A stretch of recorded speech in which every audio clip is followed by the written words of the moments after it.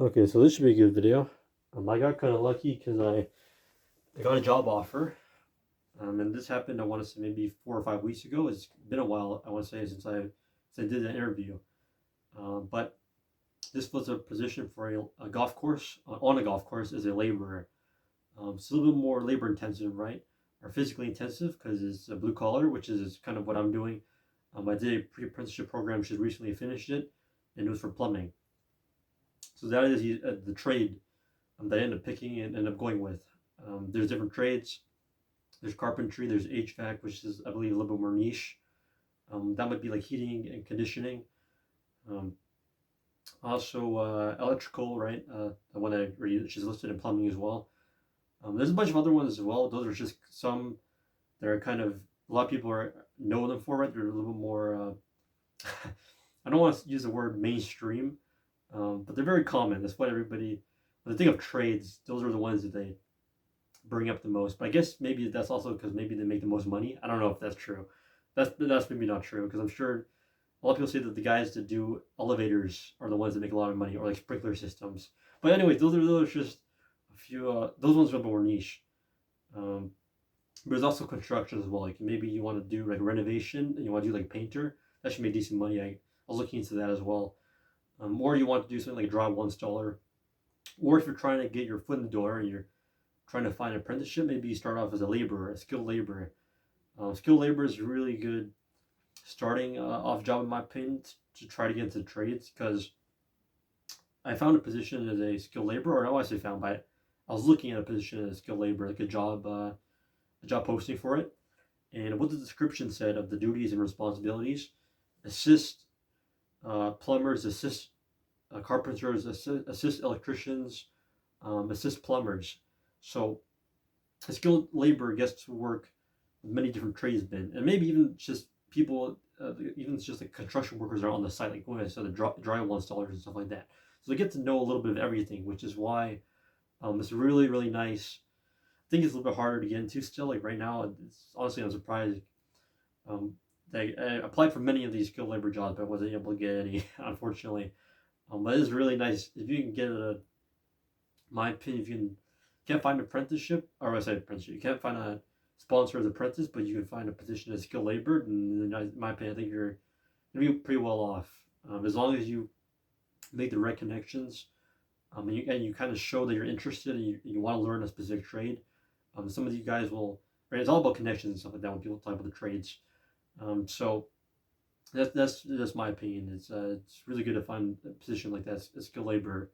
If you can't find a job as an apprentice. Um, but there's a thing that's kind of going on right now, which is why I wanted to make this video, which is, I believe, Canadian youth, the unemployment rate is 7.1%.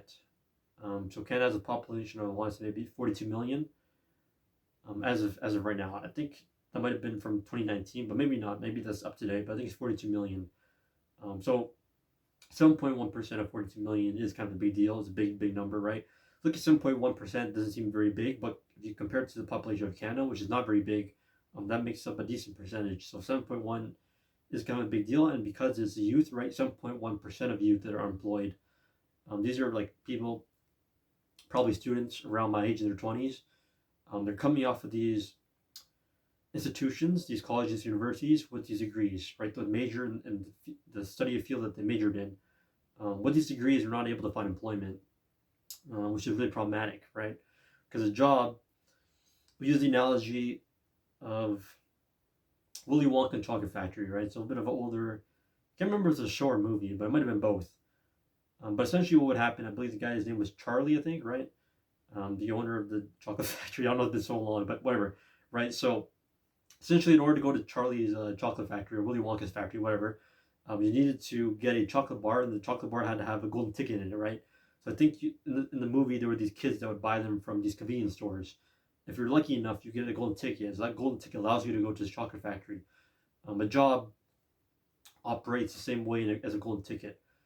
There's this idea that I see this a lot when I watch these YouTube videos of people that say working a job is pointless now because there's no meaning to working a job because everything is so expensive. And the reasoning for why they believe there's no point in working a job anymore in 2026 is because the dollar isn't worth as much as it used to be, right? So if you look at the 1900s, or maybe during the time of the Industrial Revolution, where you can work at a factory in like an assembly line or something like that, right?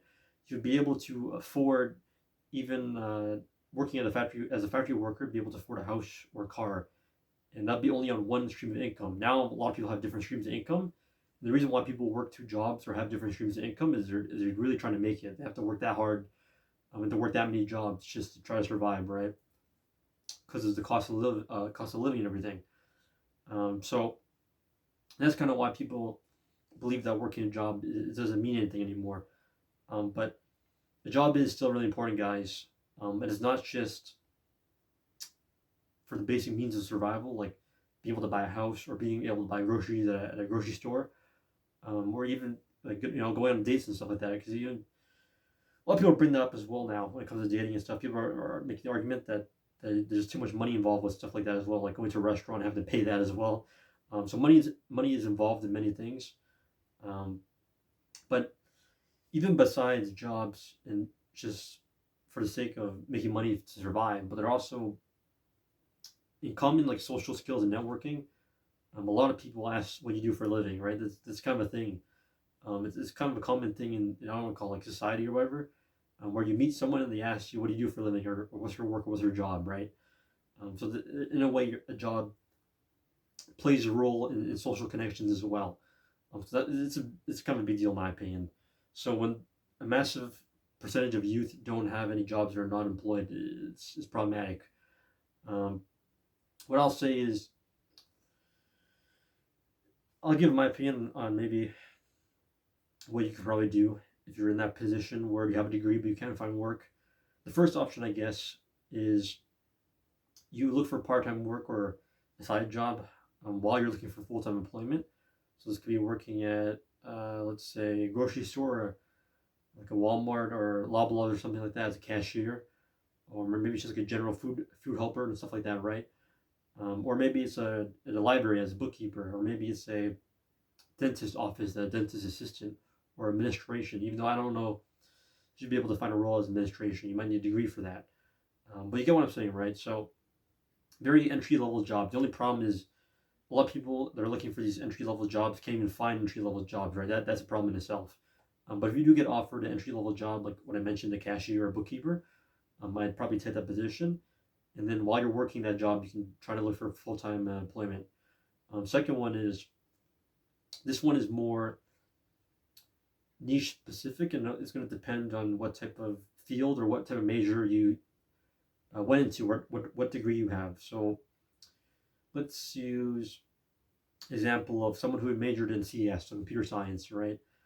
Um, and they're trying to find work as a software developer for like Google or something, and they're not able to work for a big company or a small company. You can kind of find work in general as a developer. Maybe what you do is there's a thing that happens in the summer, which are these boot camps. And these boot camps they help children and kids with robotics and coding, right? So it's like what's it called, summer camp, right? Or Boy Scouts and stuff like that. That happens. They're very specific type of jobs that happen during the summertime. So seasonal kind of jobs like that, right? So as a CS major CS major or a student that's studied and has a degree in computer science, you find maybe volunteer at a boot camp that helps teach children and kids with robotics and coding. You might not think it's a big deal, but I think you'll look good on your resume. The only thing is if you don't like working with children, right? I know a lot of people don't like working with children because they're noisy or have too much energy. But in my opinion, I think that would look good on your resume. It's a good starting point, right? It's some experience, better than nothing. Third one I can think of is probably the most basic one, which is going to in-person places, something like job fairs or conventions and stuff like that. That's best I can think, or employment center around or something like that, right? Fourth one is a little bit more extreme. So this one is where you make a complete transition. Maybe you go from like working a white collar job to going to a blue collar job. But I don't think it's worth it. In my opinion, you probably make more money with the degree. In my opinion, even though some people might maybe on that one. Because blue collar work technically still make a lot more than a white collar job. Like let's say you own a plumbing company or you own your own electrical company, and you're successful, you're going to make a lot of money. But owning a business or a company isn't as easy as a lot of people say, right? It's not Wolf of Wall Street, where the guy is smoking and doing drugs, and he's sitting at a desk, and the money comes to him. Wolf of Wall Street is not a very good depiction of how a real life CEO or boss of a company would work. It's not that laid back, in my opinion. I don't think it's that laid back. So yes, there's money to be made in blue collar work, right? Depending on the type of position and how hard you work. And if your business or whatever becomes successful and you're able to do that, you can make a good amount of money. But the same can be said for a white collar job. And those degrees, man, it's all more easier to get employed, in my opinion. Though I could be out of touch, but I think it's easier to get employed with a degree versus without a degree. So that's probably what I would say. Is I don't think it's worth transitioning from having a degree and trying to get a white collar job to going to a blue collar job, unless it's like your really last resort. Let's say you've been unemployed for maybe 1 or 2 years and you're like, I don't think I can do it anymore. Maybe you're mentally losing it. Okay, then maybe you do that full 180 transition from white collar to blue collar. But other than that, that's just my opinion, though. Not counselor or anything. That's just what I would say. Those are the best advice or best things I can think of.